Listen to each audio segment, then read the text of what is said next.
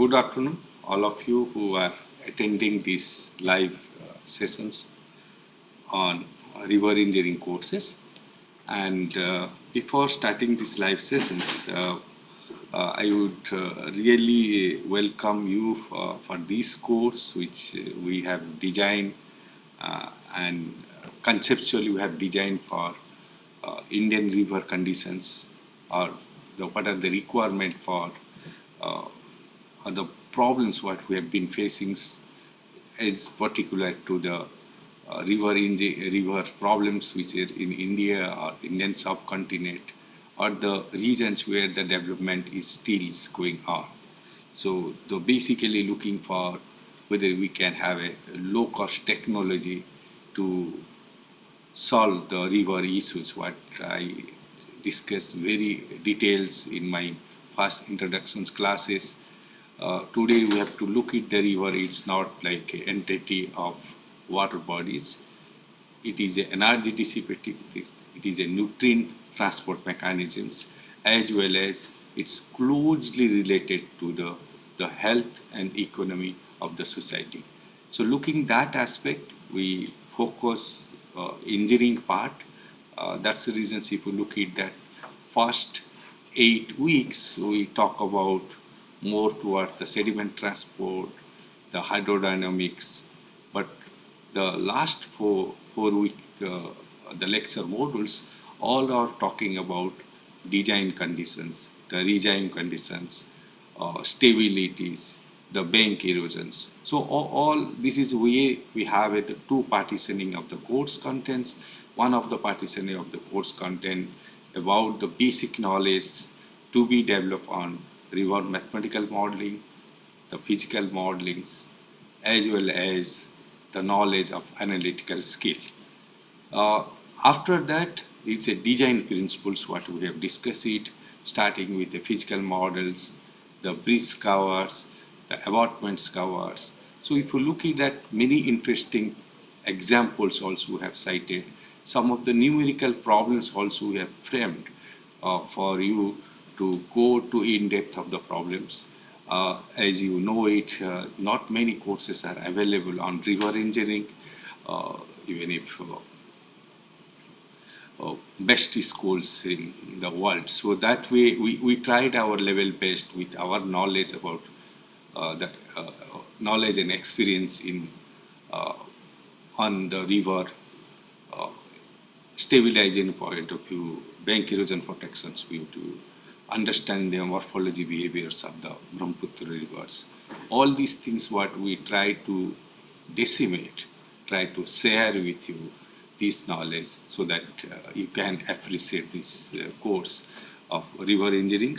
And it's quite interesting for us. It's more than 2,000 already enrolled this course, and some of you are taking uh, uh, also at solving these assignment things.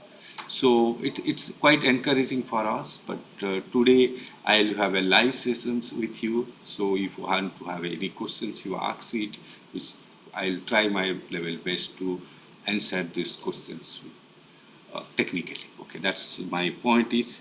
With this, let I go through this first uh, whatever the questions I got it, that what I can discuss first. Then parallelly, I look at the questions what you are posting in these live sessions. PPT.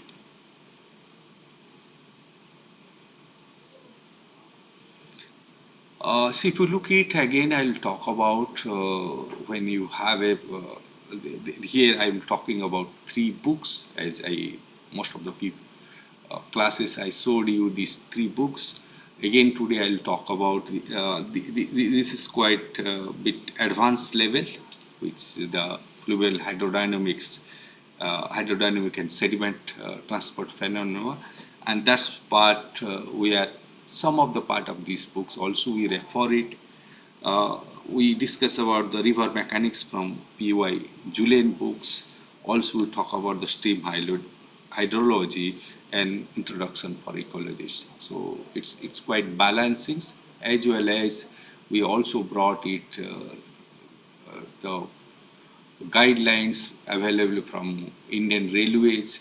All these things we have brought it to introduce you the scour problems, the how these the rivers, the morphology, sediment transport, and also the ecology aspect. So, considering it's 20 hours lectures, we try to give it equal weightage to all these classes what we have done it. The next part, what we have, many questions there on how do you derive this flow and sediment duration curve. You just try to look it when you have a river. Okay, any stretch of the river you consider it, whether it is upland, whether it's a midland, or these lowland river systems.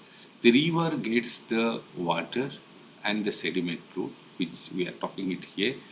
So water and sediment load, it varies from daily variations there, hourly variations there, as well as there is a variations at the seasonal scale and the annual scale. But when you try to start to diagnose it or start to know it, what is the flow load is coming and what is the flow rate is coming it, we don't work with average conditions. Okay, that average conditions doesn't give much information for the river engineering point of view. What we do it, we draw the flow durations curve. Okay, so if you look at this way, we have the discharge, we plot it with a percentage of time exceedance. Okay, how much time is exceedance that percentage? Okay, that means if it's a 50%, that means these discharge, the whatever I'm getting discharge, let be close to the 700, okay, meter cube per second. So the 50% times I'll get a discharge above of 700 meter cube per second. So that's showing the 50 percentiles. So similarly, if you take it 90 percentage time of accidents, that means 90% of times in that river, I'll get that value of discharge or above of that. So in this case, it would be the 90% accidents will have a examples that 300 meter cube per second. So we try to draw the flow duration curve. The flow duration curves, annual levels, if the different year wise, if I plot it, then I can understand it how the flow things are changing with time at a particular gauging stations. That's what we do it in hydrology. If you know it, we can compute the probability, which is a m by n plus 1. M is stands for is a rank. That means if you have a data for 365 days data in a year, you can just sort it out. The lowest in the top, the highest it. So if you sort it out and you give the rankings, okay, the highest one will be the number 1, the second highest to 2, like this. If you give a number, the lowest will be 365. So that way, if you rank it and compute the probability, which is simple probabilities, okay, we are not talking here much statistical things which is there in any hydrology books. I am just keeping you that I just get the probability m by n plus 1. That's what is the probability of time of accidents. That's what I can plot it. So here we have given a very typical conditions that in 1984 and 2004, so almost 20 years, how the flow is changing it. The same way we can also do the flow sediment durations curve. Sediment durations curve. The same way, I can have a sediment data, and that sediment data also I can order it at the descending order. Okay, the highest will be the tops, then I will be rank that sediment data, and then I can have a suspended sediment concentrations versus a time of accidency. That what will gives me this sediment duration curve. This flow duration curve and sediment duration curves really interestingly shows us what is the conditions of river, how much of water supplies comes in, how the time variations are there of water supplies. Same way the sediment influx coming it or outflows is going it with the time functions. So we don't look at the day wise variabilities, we look at the flow durations curve basis. So most of the times we look at the flow durations or the sediment durations curve level. Next slide. Okay, this questions from others Doval. Okay, whether the depth at a particular discharge only depends upon hydraulic radius or there is any other concept regarding this. I just looking your questions. I have gone through these questions. Uh, what I can say that okay, I've been teaching this course of river engineering. Have a confidence of open channel hydraulics. So if you read any open channel hydraulics, like a concept of specific energy, okay, what I can understood from your questions, okay, if you understand the specific energy curve, okay, which is very simple curve, represent as the specific energy and the flow depth, and we can draw a curve, okay, for Q equal to constant value. Okay, so you can follow any open channel books. Q will be the constant value. So each constant value for different specific energy will have different values. So there is nothing like the distance is a constant, the depth is constant. But it is with a different specific energy, that what will be the different. The depth will be the different. That's what is there. Depth is different is there. For a particular specific energy, also have the two y1 and y2 value. That's what we talk about subcritical, supercritical flow concept. So to please go through any of open channel hydraulics books as you looking at your questions, understand the specific energy curves, how it's derive it, how for a constant discharge we have the y variations. Okay, for a constant discharge there y variations are there, and that's what for a constant specific energy also have two depth variations, except at the critical locations where we'll have a only one value of y, we'll get it. Is the hydraulic radius is unique for each value of the, I think that's what again I have to leave it to you. Please go through the specific energy curve analysis and try to understand the graduate value, varied flow, rapidly varied flow, all you can understand it, then you can have this. Can you use the Manning's formula for finding the depth? Yes, we have used the Manning's equations for finding this depth. But please remember it, we have a lot of assumptions on these equations.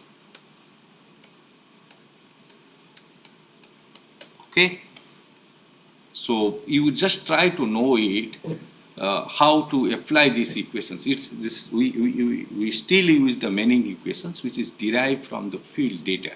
Okay, so if you just look at the source, how this Manning equations came to pictures. Okay, so as a flow resistance equations, you have the velocity is a function of hydraulic radius.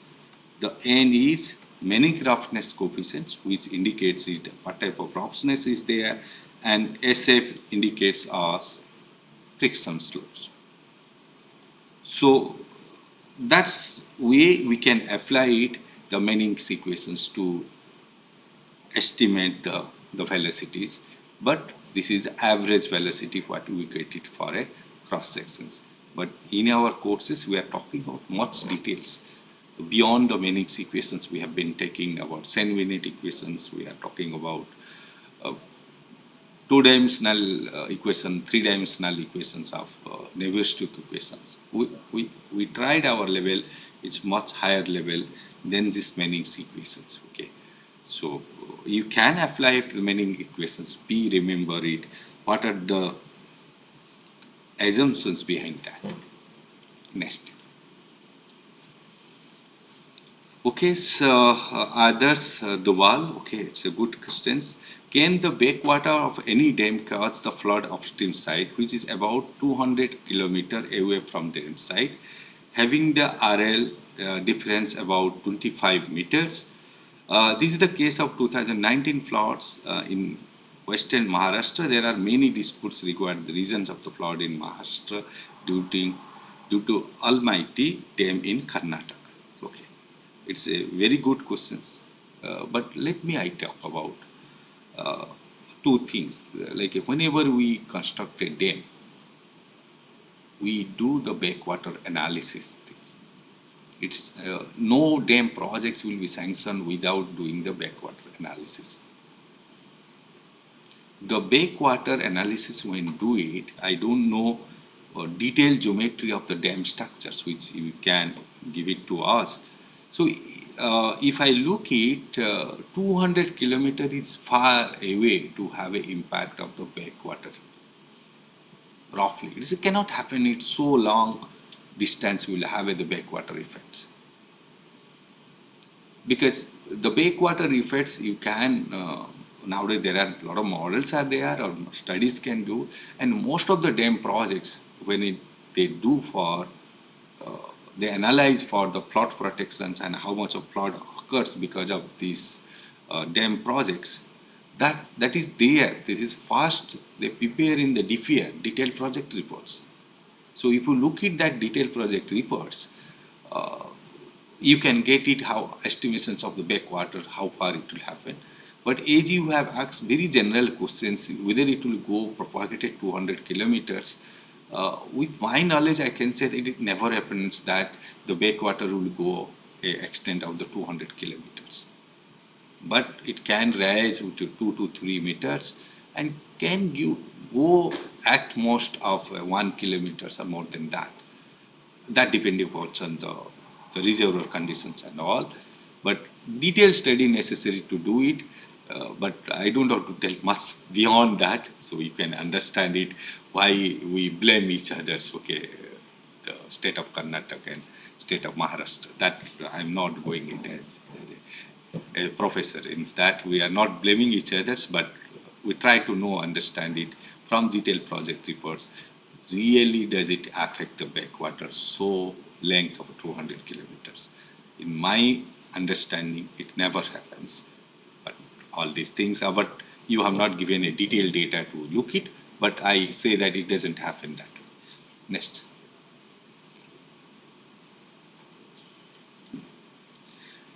How the sediment irrigations can be controlled. That's what we have been teaching it. I think you just wait for a few the slides. So we have river bank stabilizations, river bank protections, the levee constructions. All we are talking about how to protect the river bank, the source and river regime conditions to follow it. All these erosion protections were. But if you talk about off-hill erosion process, which is soil water conservation measures, which we are not talking in this course, okay? Soil water conservation measures. There are many ways to protect the erosions in off-hill areas or the middle plain areas. But the bank erosions, the scouring protections, all we discuss in this course, okay? You just look at scour protection, scour countermeasures, bank protections, all we try to explain you very details how we are protecting the erosion process.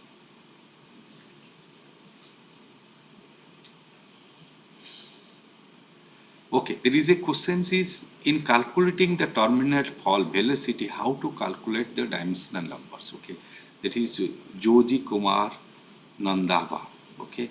So, let me, I might have missed my lectures. How do you estimate the terminal fall velocities of a sphere, which is very easy things. Okay, you can drop a spheres, you can know it how much of a drag force is happening it, how much of a buoyancy force is happening, and that's balanced with the weight of the sphere. The weight is depends upon the density and the volume.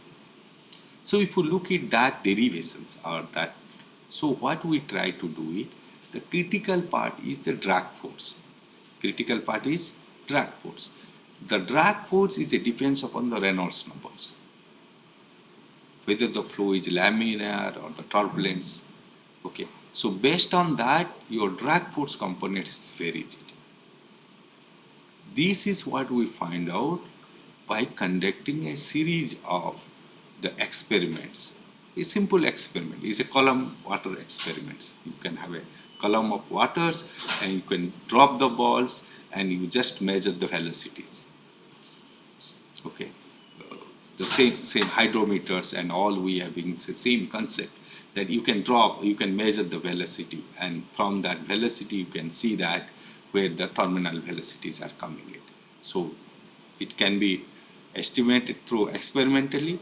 That's the reasons there are some of empirical equations were not the experimental equations we have shown in our presentations that many people have suggest a slight bit improvement how to estimate this the coefficient of drag with respect to the function of Reynolds numbers. So please go through it.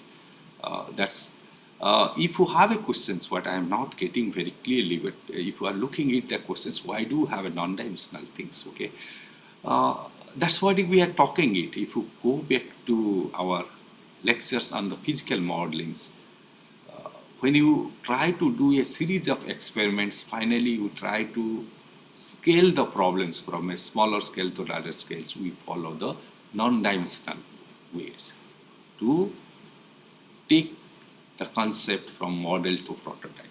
The scale issue is nullified, which we discussed in our physical modeling experiments, which, okay, anyway, we have just have one lectures. I could have more than one lectures, but I think you go through that. If you have a doubt there, also you can ask to us. Next. Yes, Rishi Mathur's angle of reports of non-uniform sediments are not predefined. It's correct. It's not defined. Angle of repose, we need it for bank protections work and all. And for uniform cases of sediment particles is vary from 28 degree to 32 degree as mentioned. Many books I also have mentioned it. Non-uniform case, there was no studies, but engineering thumb rule is always you can compute the D50 values. Okay. Then you can find out what will be the angle of repose. And that's what you can consider it. And mostly if you are protecting river bank with boulders and all the things, we try to make it as well graded or with a D50 values. Okay. And so if I look at this angle of repose is necessary for morphology conditions as well as the bank protections work. But the bank protections work nowadays, you will look at that the given mattress, which is a very easy way to protect it, or it's a cost effective as compared to the dumping the stones. So we follow there. And angle of repose, always we can do a simple experiments to estimate the angle of repose in the geotechnical lab or soil mechanics lab, or you can use the empirical equations. Yes, next. Hyphen Englishon formula can be used for any size. Nikita Divedi. Okay. The questions what I'll see that as these are empirical equations, in this equation itself is not mentioned it what is the range of applications. So I can suggest you use the empirical equations to estimate the angle of repose. But as a engineers, always we believe it, you also parallelly conduct a small experiments to estimate, to find out what is the angle of repose of your material. Because all these empirical equations sometimes are they are sensitive to a particular ranges. We cannot accept the empirical equation as it because we will implement in the field. And estimating the angle of repose with a simple experiments, okay, you can conduct in the laboratories and test it whether this equation is valid or not. So that's my suggestion. Next. How to know the course credit in order to enter the same detail in my admissions form of PhD course. This is a 8-week courses, so you have a 2 credit. That's what is almost all the institutes are follow in IITs in 2 credit, but some of the IIT like IIT Kanpur and IIT Guwahati follow twice of that, so we have the 4 credits. Okay, so this is a 2 credit course. Okay, you just check it the institutes what type of credit system they follow it. Okay, some of the they follow for 3 hours lectures, they follow 3 credit, some follow the 6 credits. So there is a factor of 2 is there like IIT Kanpur, IIT Guwahati, but others I can say that is a 2 credit course because it's 8 courses.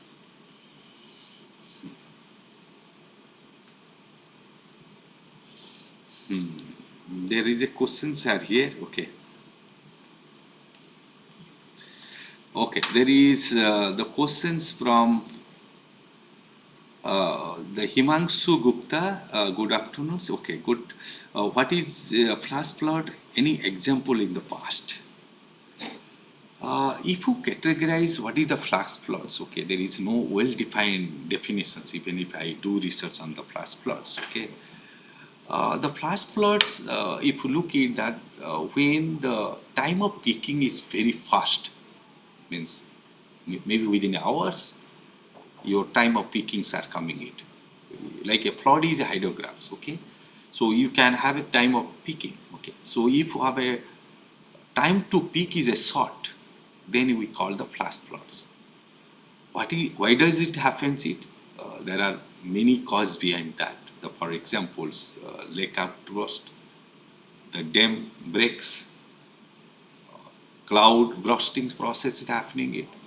So there are the many causes behind this. So we have the flash floods, and that flash floods when you occurs it, your time to peak is a short. So that's the reason you need to have a different response. And the flash flood generally happens in hilly areas because of the cloud burst and other hydrologic conditions prevails it. The river responds very fast at particular points. Within a few hours, you can see the rise of the flood levels is more than 3 to 4 meters. Okay, suddenly submerges. So we need to have a strategy to how to predict it or how to manage our disaster management things during the flash floods. And really, this is a bigger issue. Looking that in my course, we have introduced the salinity issues. Also, we have discussed about the flash floods of due to the glacier lake outburst as a case studies too. So what my point is that you can, it's a very good questions, but it's having how to get average, this is Abhinav Chaudhary, how to get average and maximum velocity measurement for any river or the streams. It's quite interesting. And as we have been doing the river velocity or discharge management in a different part of the rivers, I'll tell it is a big questions to us in this that it is not that easy. We write the discharge is equal to A1 into V1. Okay, that's in a fluid mechanics. It's quite easy. But really, if you go to offline to measure the velocities, like part of Himalayas, it's a very tough job. You cannot enter to the river, just very steep slopes. So that way, there are different methods are there. We measure the discharges. When you come to middle part of rivers, where the river wide is there, the slope is gentle, you can use this instrument. It's called acoustic Doppler current profilers, which I have shown you.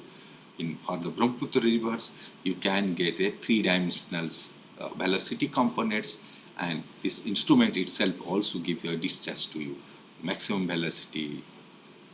But if you go with a current meter, with a smaller device to measure the device, it is very tough job. Basically, when you have the river at the high flow conditions, you cannot hold the current meters to measure the velocity. as I am not talking about as a teacher, just Q equal to A1, V1, but really to V1 to measure in a river, it is a very tough task. Unless otherwise you have a good instruments, proper planning, you can compute the discharge. Okay. Otherwise, people just from the stage discharge they make it. That's what is rating curve. But there are a lot of approximations where I'm not discussing here. But there are a lot of approximations when you use the rating curve to measure the discharge. So a lot of approximations is there, which because of that there may be a 20% errors, 10 to 20% errors to measure the discharge from the stage records, the water levels. Okay, it's one of the students already answered that we will have multiple water levels for a different discharge, or the same level can have a two discharge. So that's the reasons we need to measure the velocities, and that's the reasons we need to have a ADCP or current meters. I don't have a one solution for you. It's a many solutions. You strategize depending upon the river, the slope, the velocity range, what you are predicting it. You can use appropriate equipment and proper planning to measure the velocity. Okay, the second question is from Meghalaya. There is one river in Meghalaya where the water depth is increases compared to 1 decade ago. What would be the reasons of increasing of water depth? I think, as you asked, this is a very relevant questions that, okay, if you are observing this discharge is increasing, what would be the source of, is it the rainfall has increased? Is it the vegetation's degree has changed? So the hydrological conditions of the catchment also matters to us, because water what is coming to a river, it brings from the catchment area. One thing is change of the climate, okay, change of the rainfall patterns, change of the temperature patterns, the evaporations patterns. Another is whether we are modifying the forest area to agricultural land and all. So river will be respond differently. The discharge will be much more. So the response will be the faster. Where is the groundwater is there, the depth is reduced. So we need to understand the hydrology, how it's changing it. River is a response, but the catchment is the problems. That's what I can say, that you have to try it in that. What is the changing happening at the catchment hydrology? But the response, as you said it correctly, water depth may be increasing. That's not a, it's not a big surprise for us, like we do it, okay? It can happen. That's what is the indicator for us to that something is happening in upland catchments, which we are not addressing. Others, Dubal, okay, sir, I want to know how depth that will attend at the flood discharge determine what is the basic basic concept of the flood routing. That's what we have talking about, all these flood routing models, the Saint Bennett equations, all we are talking about. You just go through it, and we also have a done the Saint Bennett equation solver as a HKRS models. So we need to have models, because the fluid cannot, don't look it at a reach I can solve the problems. The river is a continuum. It depends upon upstream condition, depends upon the downstream conditions. Either I have to use very specific like ADCP type of instrument, or I have to go with detailed river modelings to know how much of flood discharge happening. That's the reasons in our course also, many of the examples we are given for the HKRS, saying that which is a pre-river models, so you can use it and you can have a practice on solving the Saint Bennett equations, which as a flow is one continuum which is being solved. Okay, the next question is Himanshu Gupta. When the PhD course work of first semester be developed by NPTEL University, will you consider the same? I think this question, please don't ask to me. Okay, I don't know about what is the policy of the universities, but you can write to directly to the MPTEL office, so they can tell it what is the at present scenario, uh, considering the credit of MPTEL course in the any university levels. So that's uh, okay. Himanshu Panda again telling is the government teachers cannot spend 6 month coursework of PhD while taking the leave from the institute. I think these are questions I cannot answer it. These are all PhD admissions programs of different institutes have a different strategy, different rules and regulations. Please follow on that and just look at how to be theirs. Okay. Shivam Pandey, it's okay, sir. If you want to model the impact of on in underground mining activities, what will be rule of finite element methods? Okay. Okay, so it's a good questions. You are really you are posing to questions which is somewhat is a research questions to us. What does the impact of the river on underground mining activities? Okay, these really you need to solve these flow problems. We have been doing similar type of things as porous media structures, the interaction between the river and underground minings. You need to know the fracture mechanics, and you can use any of the models. I'm not telling you only the finite element models can help you. There are mod flow, there are a lot of models are there, but you can use the finite volume or so you can see that appropriate groundwater models to address and the river models to address these problems as you changing the river flow, how does it affects to the ground or underground mining activities. That's you can look it in terms of seepage, in terms of all these mining activities, how the things are happening, it which we can look at. Okay. Okay, so there is no query as of now. Himanshu Gupta is thanks. Okay, it's good. And okay, it's almost 40 minutes. If you have any one or two questions, we can take care of.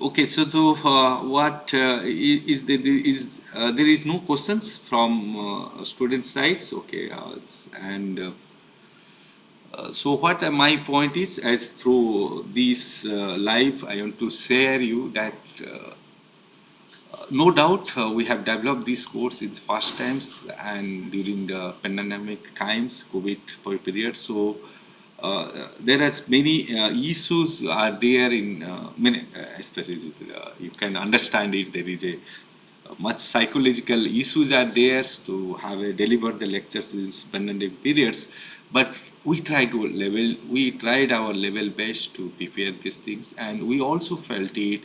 Uh, After watching these 20 hours lectures, I felt it that we have given a lot of materials to you on river engineering, starting from open channel flow, Saint Bennett equations, sediment transport, breeze cover, the abutment cover, looking at jets cover, scour countermeasures, then coming back to the physical models, looking after this. If you look it as I understand it, we have given a lot of materials aspects to us.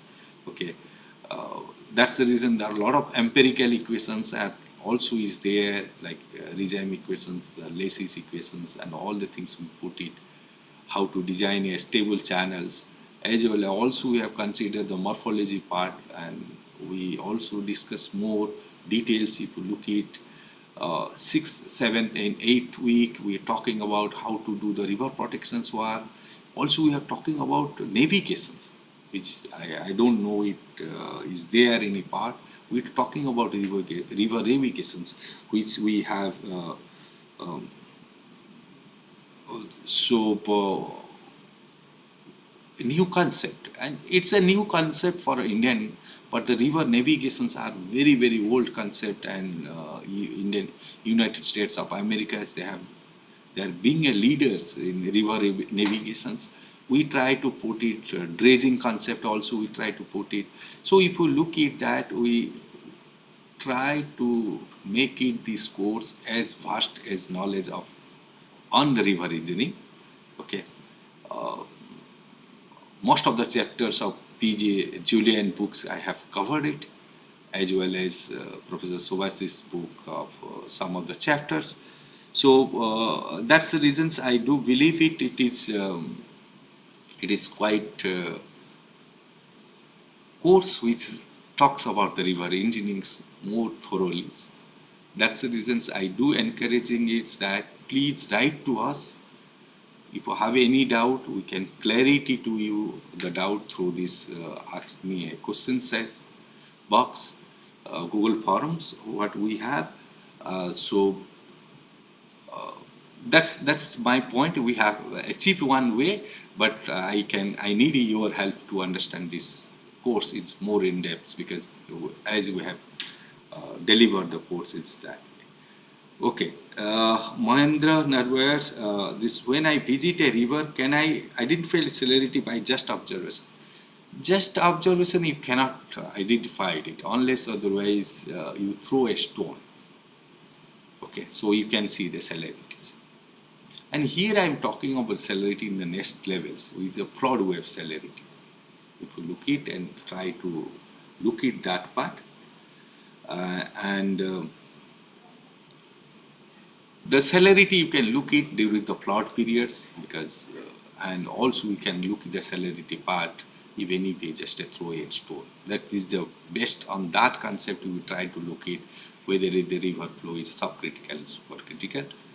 Most of the times river flow in a subcritical regions with the flow proud numbers is varying at most of 0.8, okay, 0.3, 0.4, 0.5. So try to, but in a particular reach, like a upper reach, it could be going to supercritical reaches. So that's the reason you need to know it, how the celerities moves it. Okay, others the wall is, can you make a river bed as a broadcasted way to make extra flood discharge to maintain the lesser height so that it will not go outside, right? Others the wall, I'll tell it with my experience, almost 20 years experience in this field. Please don't identify a river is an object which is we can confine it. I think that mistakes we should not do it. That's what we do it. Okay, so because when you have to try to understand the river behaviors, and based on that behavioral of rivers, you try to do a very slight modifications. If you try to think that I will make a barrage, these things, these are not at all be successful stories. You can hear many failure stories of water resource projects. Uh, it is not the waters. You try to under that river cage a lot of sediment flows, lot of bed loads. What does it happens to that if you construct a weir? So you have to try to understand it. What is happens that if I constructing where, whether the river discharge will be the more or less, all the things you can study it. You can use a appropriate way to use a river model. As Benson is a HackerS model. If you use it, which is all total of some sort of river knowledge, so you use it, you can create a different scenario, and which scenario is the best for you. So that's my point. There is no straightforward solutions. So like a human body, it needs a different medicines for different uh, diseases. Same way that I cannot compare it the Ganga rivers with the Brahmaputra or the Godavari river with this. We cannot compare it. We are not having a unique solutions for all these rivers. So looking that, you just try to have a more understanding. Okay, where is maintained for a small area, for the city area only. Uh, what you are looking at, I am not looking at your questions. As a particular problems you are telling it about to protect a city, how to from the floods. There are many options are there. Okay, you can have a back paint, you can have a where you can flow divergence. There are many options are there. I think others you can send us if you wish, sketch the problem and send to us, and we can revert back, discuss with you. What I think what you are telling it, broadcasted rivers, these things side to depth. Okay, I think. It is, that's what I'm telling you. There is no straightforward solution unless otherwise we spend the time, do modeling, understand what is the reverse. It's not a straightforward solutions I can give. I don't have any uh, antibiotics. Okay, all these patients will have the same antibiotics. Okay, so that that's what is the river engineering. That is the skill has to be developed. That's the reasons we have developed the course, so that the engineers, they should have a skill, and they should judge it which one is appropriate for their condition. I think we are coming to closure. It's already 40-50 minutes now. So if you don't have any questions, we can close within 2 minutes.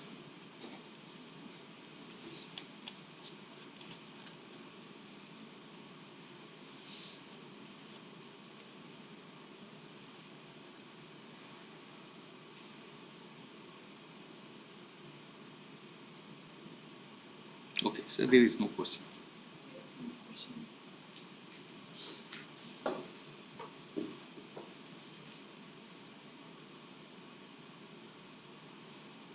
Sir, need not to construct a weir, but bed itself should be act as weir by lowering the depth of upstream side so that it will maintain.